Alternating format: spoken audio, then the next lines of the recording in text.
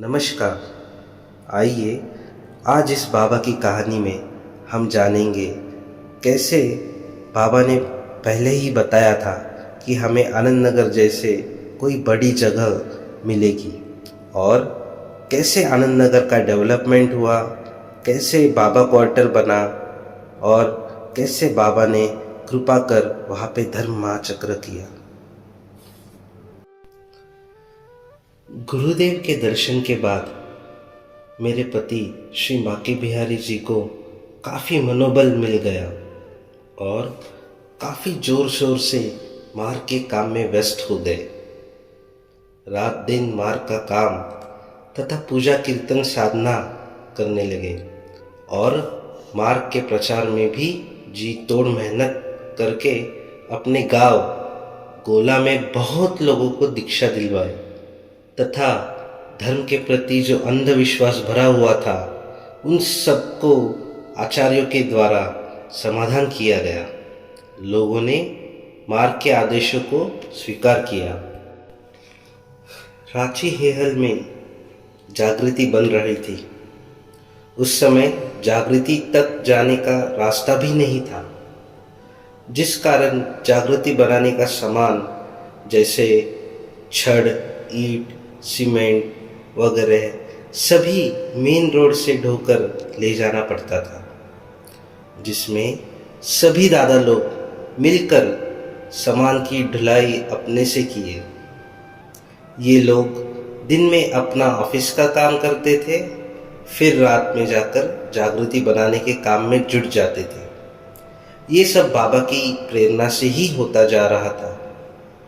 बाबा ने अपने सभी साधक एवं होल टाइमर तथा अवधूतों को हर जगह स्कूल, जागृति एवं सेवा संस्थान खोलने का आदेश दिया।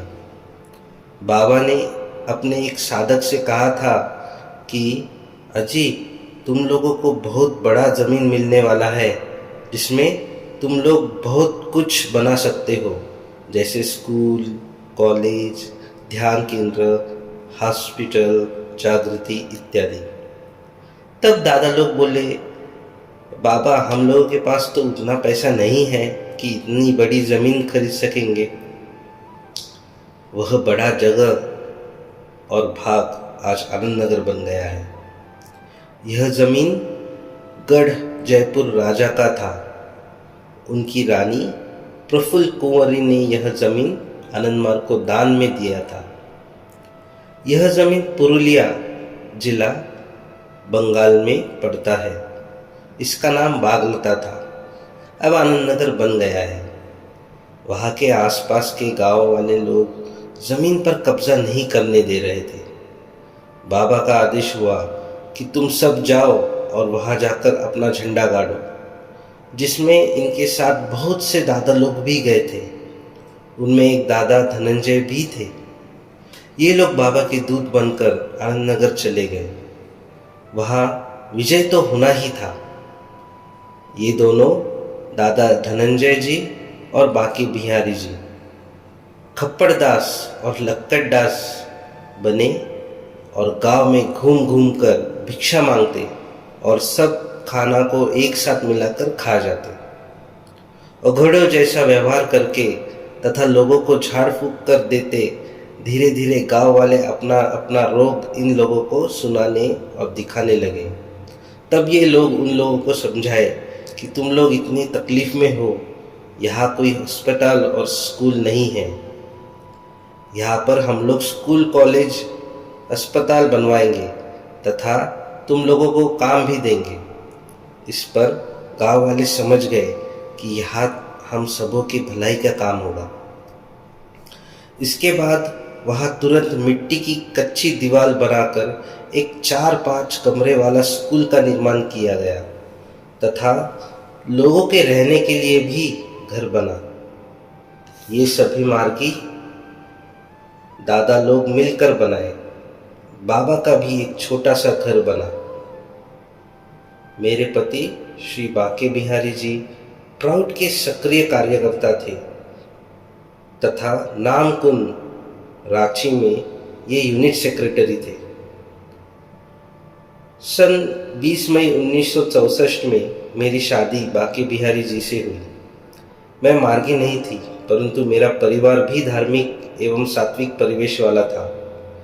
शादी के बाद मैं अपने भाग्य को तथा अपने पति को धन्य मानती हूँ, जिसके द्वारा इस जीवन में अपने पूज्य बाबा गुरुदेव जगत गुरु तारक ब्रह्म की शरण में आए और 1965 में नवंबर माह में आचार्य सहदेव जी से दीक्षित हुई।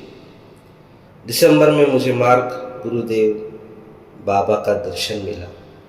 रांची में धर्म महाचक्र बड़ा तालाब के सामने धर्मशाला में हुआ था। बाबा का दर्शन होने पर ऐसा लगा कि दुनिया का सबसे बड़ा धन और कुछ भी नहीं हो सकता है। मेरे बाबा ही सब कुछ है, केवल उन्हें ही हर पल देखती रहूं। एक दया के अवतार, हम सबों के पिता, उनमें आकर्षण भरा है। आंखें अपलक उन्हें देखती ही रह जाती।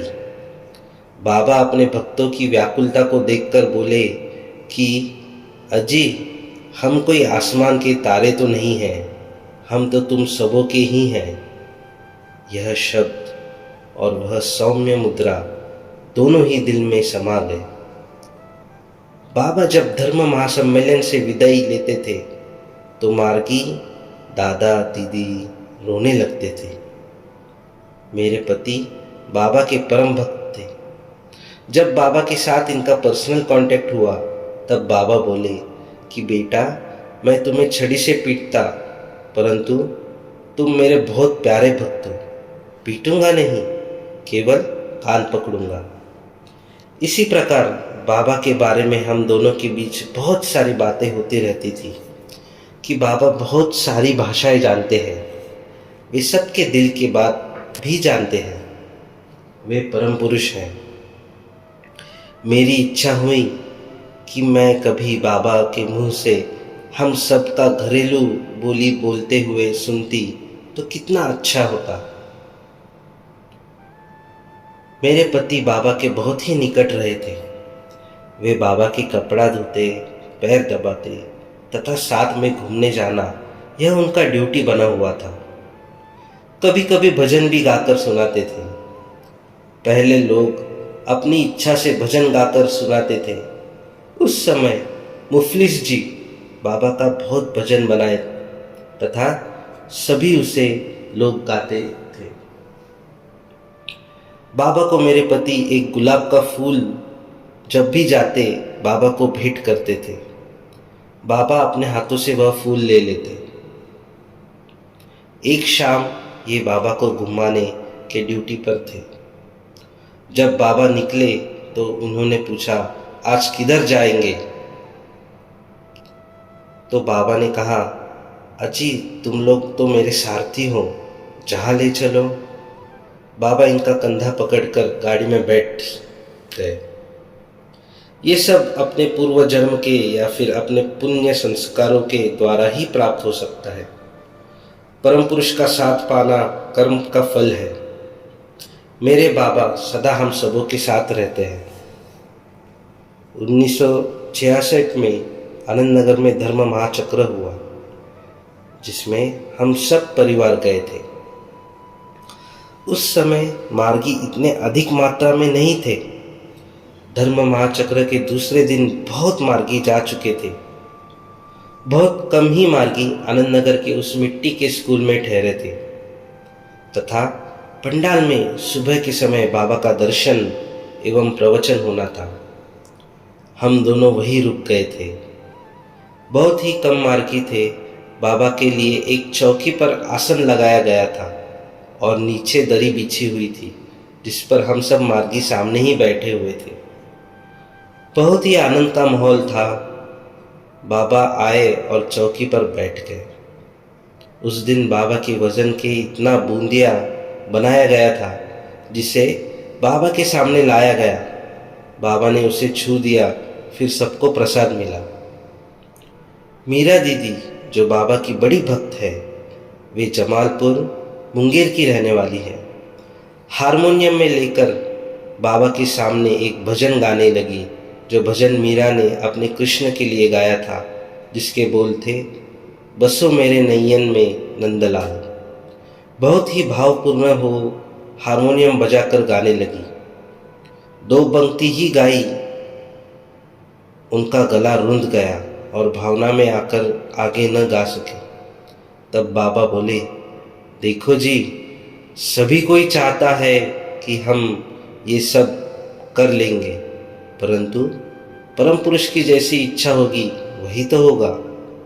फिर बाबा का प्रवचन हुआ और हम सब वहाँ से विदा लिए। अब आनंद नगर में काफ़ी ज़ोरों से काम शुरू हो गया। बाबा के लिए एक अच्छा क्वार्टर बना था, जिसका नक्शा मेरे नंदोसी ननन के प्रति जीपी अंबष्टा जी ने बनाया था। वे भी मार्गी थे तथा मार्ग का काम बहुत काम करते थे, लेकिन बाद में मार्ग छोड़ चुके थे। सब बाबा की ही इच्छा है, जिससे जैसा करवाना चाहते हैं वही होता है। आनंद नगर में काफ़ी काम होने लगा।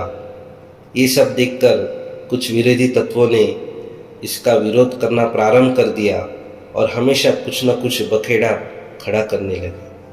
परमपिता बाबा की जय।